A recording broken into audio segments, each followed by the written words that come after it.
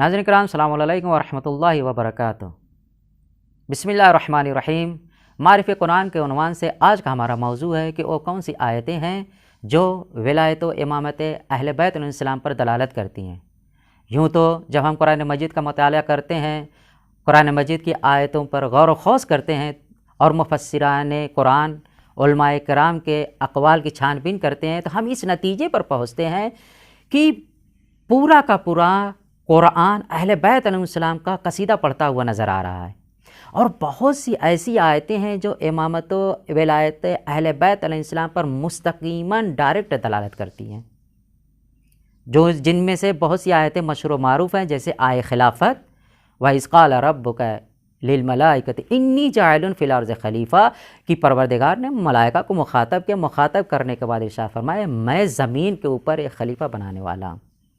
یا آیت تطہیر جو حدیث کے سامنے آئی ہوئی ہے کہ انما یرید اللہ لیذھب عنکم الرجس اہل البیت ویطہرکم تطہیرا، یا آئے بلغ یا ایھا الرسول بلغ ما انزل الیک من ربک وان لم تفعل فما بلغت رسالتہ واللہ یعصمک من الناس۔ یا آئے ولایت انما ولیکم اللہ ورسولہ والذین آمنوا الذین یقیمون الصلاۃ ویؤتون الزکاۃ وہم راکعون، اور وہ لوگ بھی تمہارا اللہ کے ولی ہیں جو حالت رکوع میں زکوٰۃ دیتے ہیں۔ یا آئے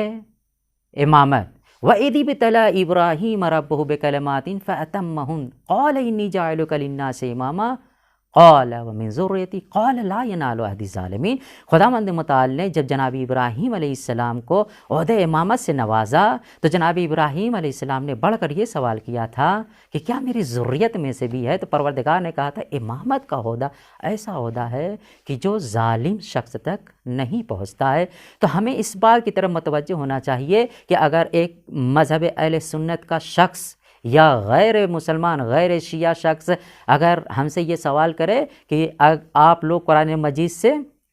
امامت و ولایت اہل بیت علیہ السلام کو ثابت کریں، تو ہمارے ذہن میں کم از کم یہ مشہور و معروف آیتیں ہونی چاہیے جس کی تلاوت کر فوراً اس کی توضیح و تفسیر کے ساتھ امامت و ولایت اہل بیت علیہ السلام کو ثابت کر دیں۔ وآخر دعوانا الحمد للہ رب العالمین۔